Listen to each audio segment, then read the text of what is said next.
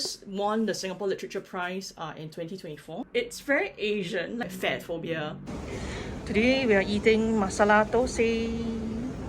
Hi friends, welcome to Makan and Meaning. Today I'll be sharing my book reflections on Nayat Sari's short story cycle by Prasanthi Ram. So this won the Singapore Literature Prize in 2024 and with good reason. So it traces the story tracing the lives of a Tamil Brahmin family across the years in Singapore and also Australia, I believe.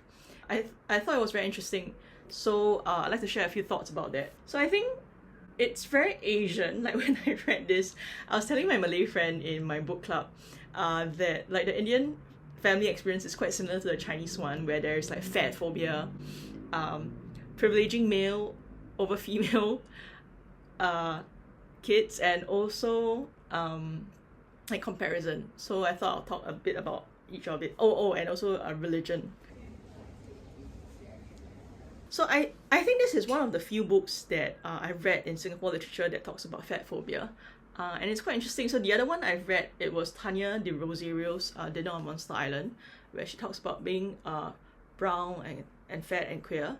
And here, I think when one of the daughters became overweight and people always make comments about her weight, especially her own mother, which is very hurtful. Reminds me of growing up in my own family. So yeah, I think it's very interesting how even though the Asian parents want the best for us, I think it can internalize a lot of shame and self-hatred. So that's unfortunate. And like in this book, I think I was very happy to see like a strong female character really being resilient and being a female leader in her workplace. So that's nice. And yet, even though she's like a strong woman in her workplace, when it comes to marriage preparations, her mother took charge and was always berating her. So like in some sense, she can't have her own free will in terms of marriage, because marriage is not really about her and her husband. It's a family affair, which is also very Chinese. So that's interesting. The opening story was quite eye-opening. So I think so it was where the family went to America for a holiday, and even though they did indicate to their tour group they were vegetarian, the tour group which I guess was managed by a Chinese man, didn't realize what Indian vegetarian was. So like they gave them salads and stuff, which made one of the girls vomit. So it was a very innovative mother that made use of what they had in the little grocery shopping in America to cook a similar to Indian meal.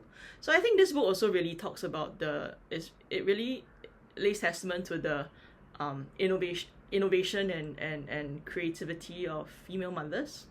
So that's cool. And in a story where one of the sons sort of abandons his Brahmin identity in Australia, where he trains to be a doctor and even eats beef without guilt until his sister came to visit and was shocked by his behavior. I think a lot of people in Singapore, my friends at least, can relate to that regardless of race. I think over the years people have left the religion they were born into, whether it's being Hindu or Muslim or Christian or Buddhist or Taoist or whatever. And I think it's very hard to live in the same family and have a religion or no religion, but have a faith that is different from your parents, because I think it can be quite a difficult thing if you are living under the same roof and not going for the same church services or temple visits or mosque visits. Yeah, I think it was telling that it was in Australia that the son could feel free to learn to like be himself in a way. And it's interesting, I have a lot of queer friends in Singapore from different parts of the world. They feel like Singapore is actually the safest place to be queer, because they are separate from the confines of what their family wants for them or what society deems is right for them. So yeah, that was an interesting thought.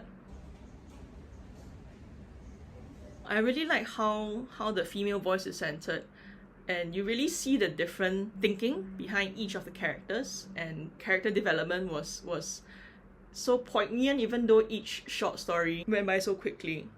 I felt she really painted a very rich tapestry using the stories and the lives of the women in this book. And of course, I think one of my favorite stories was the little queer representation involved.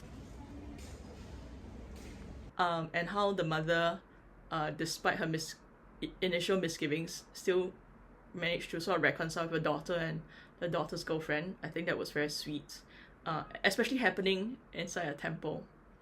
Yeah, that was nice. Bit of a short video today. I highly recommend Nayat Sari's an excellent book.